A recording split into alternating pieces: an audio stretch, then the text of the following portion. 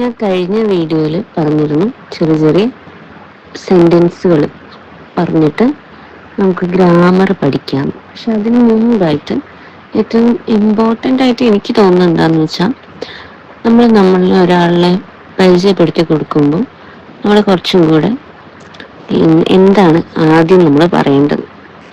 ഇപ്പോൾ ഒരാളുടെ പേര് രവി എന്നാണെങ്കിൽ ഐ ആം രവി, അല്ലെങ്കിൽ Ravi is my name, my name is Raveendran, but people call me Ravi, you can call me Ravi, I got by the name Ravi. ഇനി നമുക്ക് നമ്മളുടെ പേര്, അതായത് ഞാൻ സ്ക്രീനിൽ പ്രൊജക്റ്റ് ചെയ്യുന്നുണ്ട് എന്തൊക്കെയാണെന്ന്. നമ്മുടെ പേര് വെച്ചിട്ട് നമുക്കിതുപോലെ ഇങ്ങനെ 5